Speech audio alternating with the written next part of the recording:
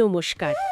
আজ আমরা শ্রীকৃষ্ণের লীলা কথার গভীরে যাব, মানে অরিষ্টাসুর বধের গল্পটা নিয়ে একটু আলোচনা করব।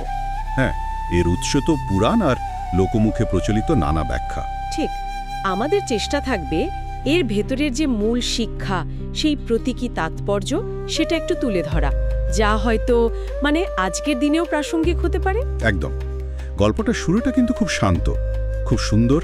সে বৃন্দাবনের মনোরম পরিবেশ, হ্যাঁ, যেখানে কৃষ্ণের বাঁশির সুর শোনা যায়, প্রকৃতি আনন্দে থাকে, শিশুরা সব খেলছে, একদম শান্তির ছবি।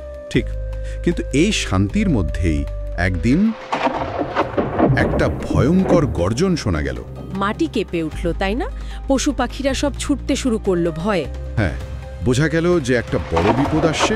আর তখনই প্রবেশ করলো এই অরিষ্টাসুর। অরিষ্টাসুর, সে তো এক অসুরের নাম। হ্যাঁ, কিন্তু সে ছিল এক বিশাল ষাঁড়ের রূপে, ঋষুরূপী অসুর। আচ্ছা, কিন্তু এর পিছনে কি কোনো কারণ ছিল? কেন এলো সে? কারণটা হলো মথুরার রাজা কংস।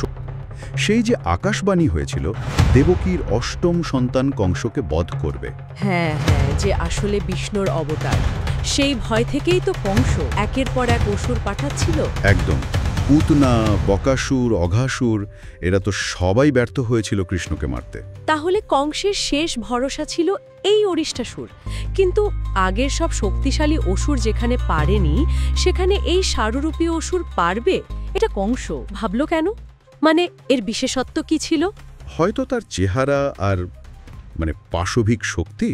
পুরাণে আছে অরিষ্টাসুর ছিল পাহাড়ের মতো বিশাল। আচ্ছা। তার শিংগুলো ছিল বজ্রের মতো তীক্ষ্ণ আর ভীষণ শক্ত। গর্জনে নাকি চারদিক কাঁপত। সে ছিল যেন একটা অন্ধ নিয়ন্ত্রণহীন শক্তির মতো, একেবারে যাকে বলে ব্রুট ফোর্স। হ্যাঁ, কংস ভেবেছিল এই ভয়ঙ্কর শক্তি দিয়ে কৃষ্ণকে শেষ করা যাবে। একটাই নির্দেশ ছিল, কৃষ্ণকে খুঁজে বের করে শেষ করো। আর সে তো বৃন্দাবনে ঢুকেই তাণ্ডব শুরু করে দিল। ঠিক তাই, বিশাল শরীর নিয়ে এই গাছ উপড়ে ফেলছে, কুটির ভেঙে দিচ্ছে, নিরীহ গ্রামবাসীদের পিছনে তাড়া করছে। উফ, ভাবলেই ভয় লাগে। একটা আতঙ্কের পরিবেশ তৈরি হয়েছিল নিশ্চয়ই। হ্যাঁ, গোটা বৃন্দাবন জুড়ে। উদ্দেশ্য একটাই, ভয় দেখিয়ে কৃষ্ণকে সামনে আনা। চারদিকে শুধু আর্তনাদ শোনা যাচ্ছিল, কৃষ্ণ কোথায়, বাঁচাও। কিন্তু কৃষ্ণ, তিনি কোথায় ছিলেন তখন? তার কি প্রতিক্রিয়া হলো? কৃষ্ণ, তিনি তো বন্ধুদের সাথে খেলছিলেন। এই ভয়ঙ্কর আওয়াজ শুনেও কিন্তু একটুও ঘাবড়ালেন না। আচ্ছা। বরং পরিস্থিতিটা বুঝলেন, আর মুখে তার সেই পরিচিত মৃদু হাসি। যেন কিছুই হয়নি। বন্ধুরা নিশ্চয়ই বারণ করেছিল। অবশ্যই। সঙ্গীরা তো ভয়ে কাঁপছিল, তাকে যেতে বারণ করছিল, কিন্তু তিনি নির্ভয়ে এগিয়ে গেলেন অসুরের দিকে। মনে মনে হয়তো বলছিলেন, ও, কংস মামা আবার উপহার পাঠিয়েছে। তারপর মুখামুখি। একদিকে সেই বিশাল ক্ষিপ্ত ষাঁড়, চোখে আগুন ঝরছে, আর অন্যদিকে শান্ত ছোট্ট বালক কৃষ্ণ, কিন্তু চোখে এক অদ্ভুত নির্ভীক তেজ। কৃষ্ণকে কিছু বললেন তাকে? হ্যাঁ, খানিকটা যেন মজা করেই বললেন, কি ব্যাপার, শক্তি দেখানোর জন্য নিরীহ গ্রামবাসীদের ভয় দেখাচ্ছ? এসো না, আমার সঙ্গে একটু শক্তি পরীক্ষা হোক। বাহ, অসুরটা নিশ্চয়ই আরো রেগে গেল। খুবই। তার মনে হলো এইটুকু একটা ছেলে তাকে ব্যঙ্গ করছে। সে মাথা নিচু করে শিং উঁচিয়ে প্রচণ্ড গতিতে কৃষ্ণের দিকে তেড়ে এলো, মাটি কাঁপিয়ে। কৃষ্ণ কি করলেন? সরে গেলেন না, এক চুলও নড়লেন না। অসুরটা যেই কাছে এসেছে, তিনি অবলীলায় তার দুটো শিং চেপে ধরলেন, আর হেলায় ঠেলে দিলেন প্রায় 18 পা পিছনে। বলেন কি, 18 পা? এটা তো অসুরের কল্পনার বাইরে ছিল নিশ্চয়ই। একদম। সে শুধু অবাকই হলো না, তার অহংকারে খুব লাগলো। সে ভাবল শেষ চেষ্টা করতে হবে। আরও দ্বিগুণ শক্তি নিয়ে আবার ছুটে এলো কৃষ্ণের দিকে। এবার কি হলো? এবার কৃষ্ণ শুধু তাকে থামালেন না, তার শিং ধরে শূন্যে এক পাক ঘোরালেন। তারপর সজোরে মাটিতে আছাড় মারলেন, এত জোরে যে অসুরের একটা শিং গোড়া থেকে ভেঙে গেল। ও বাবা! মাটিতে পড়ে অসুরটার যন্ত্রণায় আর বিস্ময়ে গর্জন করতে লাগলো।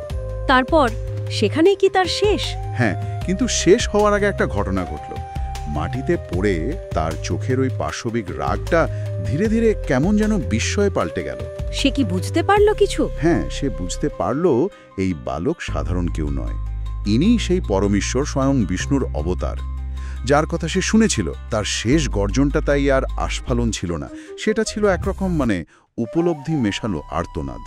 তারপরেই তার মৃত্যু হলো। আর সঙ্গে সঙ্গে বৃন্দাবনে শান্তি ফিরে এলো। একদম, গ্রামবাসীদের ভয় কেটে গেল, স্বস্তি পেল সবাই। কৃষ্ণের প্রতি কৃতজ্ঞতা আর বিস্ময় সবার চোখে মুখে। প্রকৃতিও যেন আবার স্বাভাবিক হয়ে উঠল। শোনা যায় এই ঘটনার পর এক বৃদ্ধ গ্রামবাসী খুব গুরুত্বপূর্ণ একটা কথা বলেছিলেন। হ্যাঁ, বলেছিলেন বটে। তিনি বলেছিলেন, শুধু গায়ের জোরে অসুর মারা যায় না, মনটাও লাগে। কৃষ্ণ আজ সেটাই দেখালো। খুব গভীর কথা। সত্যি, তার মানে অরিষ্টাসুর শুধু একটা অসুর নয়, সে আসলে অন্য কিছুর প্রতীক। ঠিক ধরেছেন। অরিষ্টাসুর হলো আসলে মূর্ত অহংকার আর ওই নিয়ন্ত্রণহীন পাশবিক শক্তির প্রতীক। সে ভেবেছিল তার বিশাল চেহারা, তার শক্তি সব।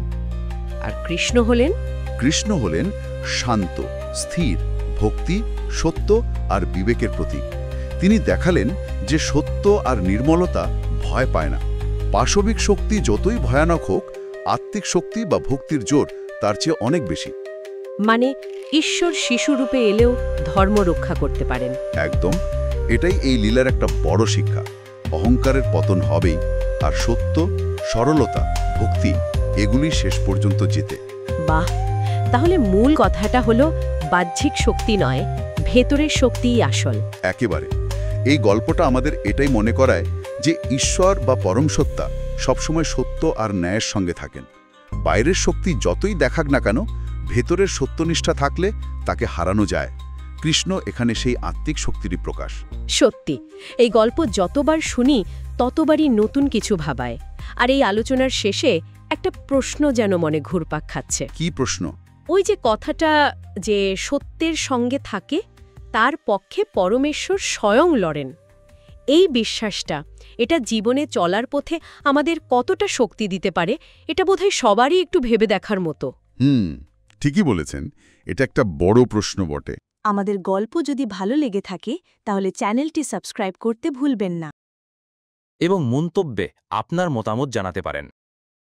আরও এমন দেবদেবীর গল্প, পৌরাণিক সত্য আর আত্মজ্ঞানমূলক বার্তার জন্য সঙ্গে থাকো। আমরা আবার ফিরব।